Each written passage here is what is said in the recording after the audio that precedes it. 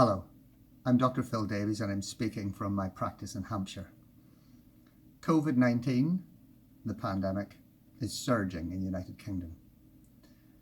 We've started releasing information videos for our practice population and loading them onto our website at pyrexia.co.uk. Pyrexia means fever. Now, our practice population is predominantly a younger, fitter adult population. There are some that aren't in that group, but most are. So most of them will get through this without too much trouble. A persistent dry cough and a bit of a fever, low in energy and a little bit off generally. But some could get unwell. There are young, fit individuals lying in the intensive care units on ventilators in our hospitals at the moment. So, although you don't need to speak to a doctor if you've just got a cough or a bit of a fever, this is a respiratory virus, and when it gets bad, it will affect breathing. So we're more concerned about breathing difficulty, breathlessness.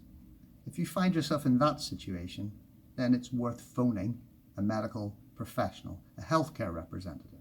That means either dialing 111 or speaking to ourselves in the medical centre during work hours. And we may be expanding work hours to 24/7 cover. We'll let you know in that case. Obviously, in an emergency where you're acutely short of breath, 999 is the correct number to dial. So in our previous videos, we have advised on the sort of things a doctor or healthcare professional will want to know from you over the telephone. And that was the pulse rate and the respiratory rate. And we've shown you how you can record those accurately on yourself. We want you to do that now when you're well, so that you're able to do it again when you're unwell, just before you make the phone call to the healthcare professional. Now, when you're unwell and you're about to phone for a healthcare professional, anxiety will take over, and that will cloud the result a little bit. It will put the readings up a bit. So we need you to try your best to relax and calm yourself as much as possible before you take your pulse rate and your respiratory rate in that setting. So we also have another test that we like to do over the telephone to assess your degree of breathlessness, and that's called the ROTH score. Now, that's a test that was developed by a group of cardiologists, heart doctors, in Tel Aviv in Israel, and they named it after their professor. It's a useful test. It's not 100%, but it is useful, and it involves getting the patient to try and count in one breath all the way to 30. And what we do is we record the number that the patient got to and also how long it took them to get to that number before having to take their first breath. Obviously, we would like you to get to the number 30, but that may not be possible when you're feeling breathlessness. So I'll do it on myself. The idea is to take 3 deep breaths and then count towards 30 quickly but clearly. You finish each number off before moving on to the next one. So here goes.